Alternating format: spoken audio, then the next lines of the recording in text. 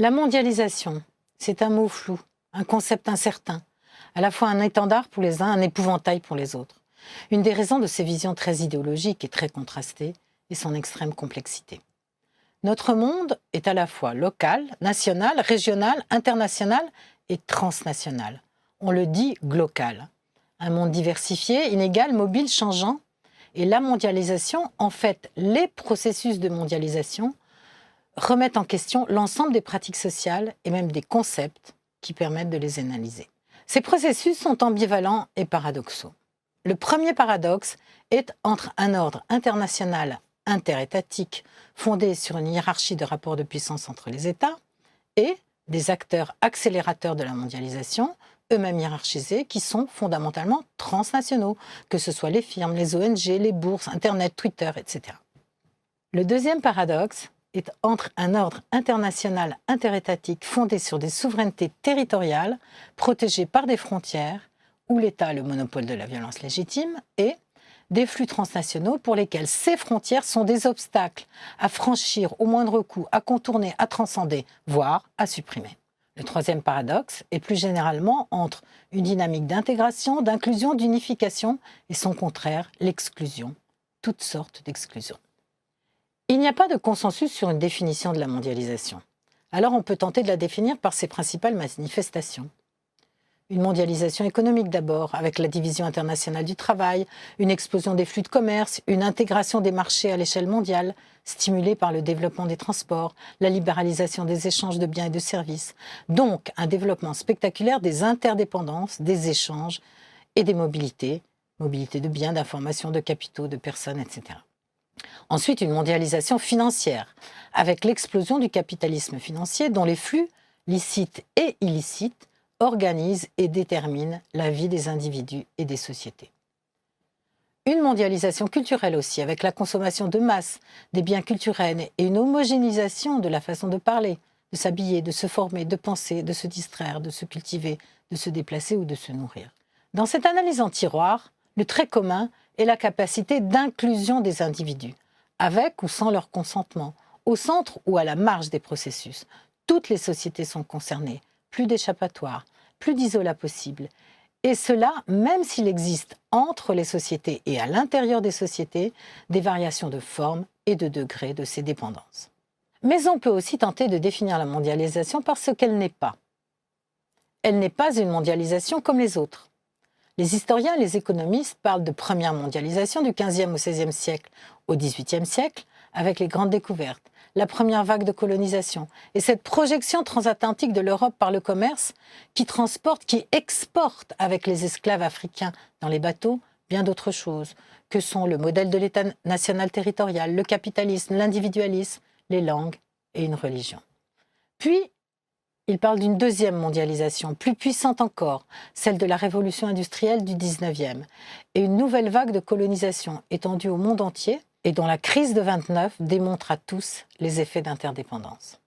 Mais notre mondialisation contemporaine, celle dans laquelle nous sommes tous peu ou prou émergés, et qui débute à la fin du XXe siècle, est un saut quantitatif et qualitatif considérable de ces interdépendances, une accélération, complexification pour laquelle les outils d'analyse sont encore bien imparfaits. Elle n'est pas non plus une internationalisation, ni une universalisation, ni une occidentalisation. Pas une internationalisation, car ce qui domine, ce qui organise, ce sont des flux transnationaux. Pas une universalisation, car elle englobe des sociétés et des individus de façon diversifiée et inégale, économiquement, socialement, symboliquement, culturellement. Elle n'est pas non plus une occidentalisation, car les différentes sociétés, États, entreprises, individus qui y participent n'en ont pas la même conception, ni la même perception, ni les mêmes pratiques. Enfin, elle n'est pas non plus un projet politique construit délibérément par une élite mondiale plus ou moins occulte, stigmatisée dans les conceptions complotistes. Mais en revanche, elle est devenue un phénomène politique mondial. Il n'y a pas eu de projet politique, de pensée, d'invention politique de cette mondialisation, même s'il y a eu des décisions politiques d'accompagnement de ces processus, notamment sur le plan économique, par les dérégulations, les libéralisations des échanges, etc. Elle est devenue un phénomène politique mondial car le modèle de développement dominant de la régulation par le marché en fait aujourd'hui une forme hégémonique, très diversement vécue dans les sociétés du Nord et mal vécue dans les sociétés du Sud et dans les pays émergents. Revenons maintenant au processus levier de la révolution technologique de la communication généralisée. L'objet connecté dans votre poche, c'est à la fois l'ubiquité et l'individualisation extrême. Partout en même temps, de façon instantanée et par contact direct d'individu à individu. Avec Internet potentiellement en tout lieu, la distance n'a plus de sens. Il existe un espace commun, mondial et unique. Pour s'informer, se former, pour se mobiliser et revendiquer, pour consommer, voir la très forte croissance du e-commerce avec les géants globaux comme Amazon ou Alibaba, ou pour maintenir des liens transnationaux pour les migrants, les réfugiés, les diasporas, les générations familiales, etc. Cette densification, complexification sans médiation apparente, cette hyper-réticularité ont bouleversé les pratiques sociales, sociétales, économiques, politiques et spatiales d'une façon dont on mesure encore mal les effets. Mais attention, il ne faut pas s'y tromper.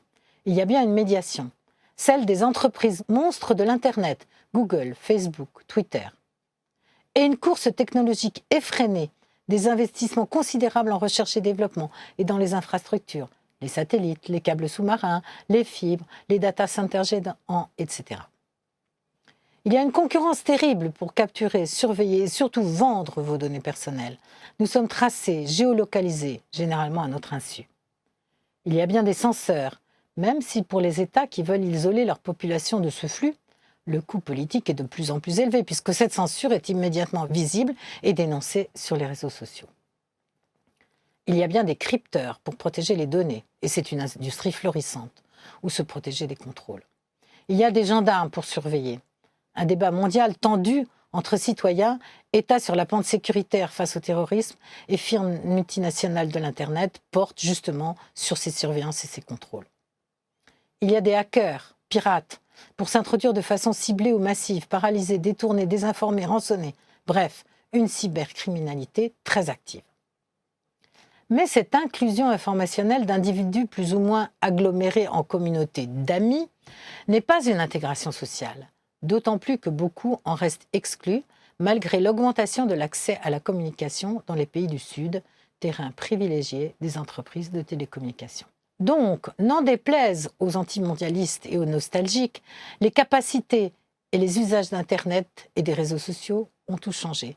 Par l'ouverture des frontières, par l'accès à l'information et à l'échange, pour des millions de personnes qui en ignoraient tout, par l'augmentation spectaculaire du volume et de la vitesse de diffusion de contenus de tout type, et par la diversification et multiplication à l'infini des producteurs de contenus, des individus, des groupes, des institutions, des entreprises, des mafias.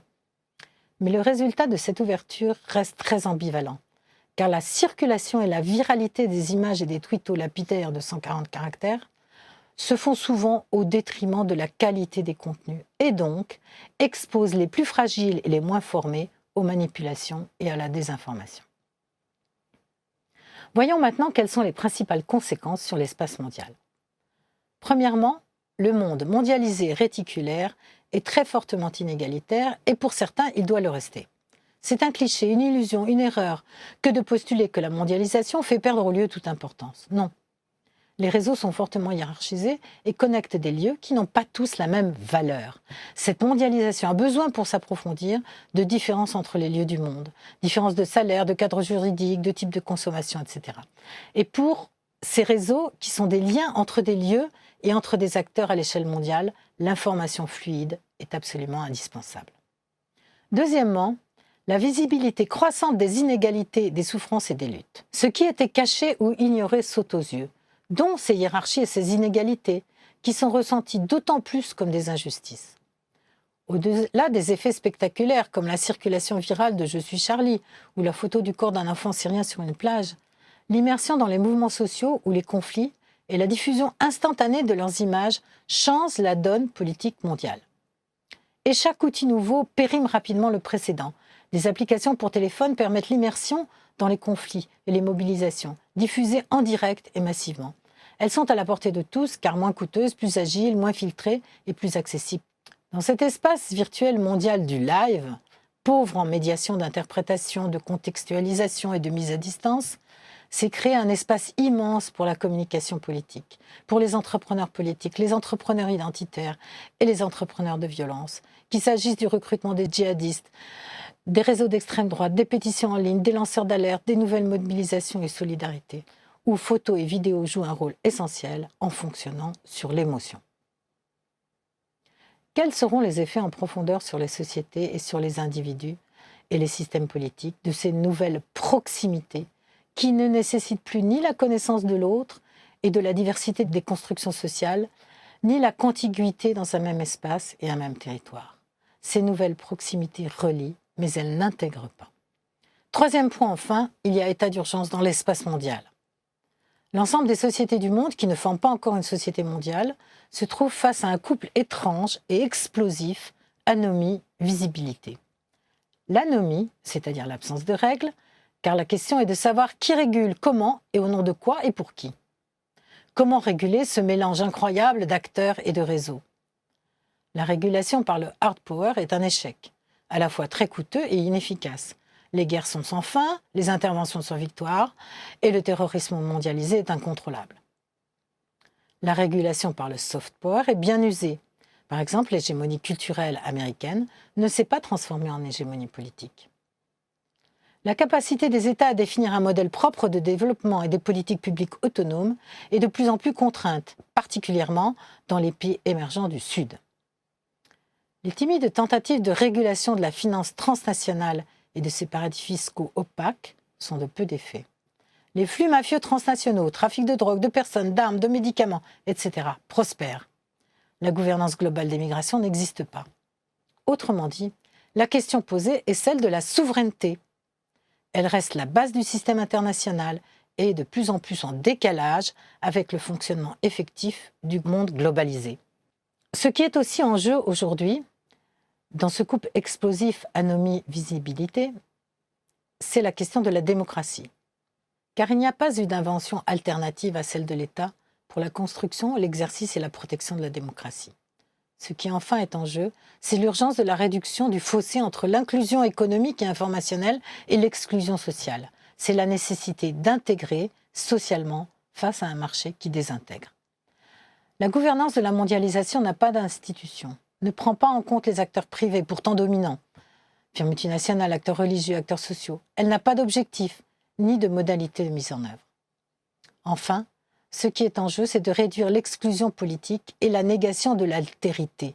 Il ne peut pas y avoir de mondialisation soutenable sans la prise en compte des autres, avec leur histoire, leurs économies, leurs sociétés et leurs espaces. Ce qui est en jeu, c'est la capacité à construire, partager et mettre en place une vision de la soutenabilité sociale et environnementale à long terme, qui prenne en compte les biens communs et les besoins des individus et des sociétés dans leur diversité, leurs souffrances et leurs attentes. Ces questions sont pourtant posées depuis plus de 40 ans, par le rapport Meadows en 1970, le rapport Brundtland en 1987, ou encore le rapport de la Commission mondiale sur la dimension sociale des mondialisations en 2004. L'absence d'espace pour concevoir une coopération régulatrice entre tous les acteurs et dans le monde entier, qu'ils soient publics, organisations internationales, régions, États, communautés territoriales ou privés, firmes multinationales, organisations non gouvernementales, organisations de la société civile.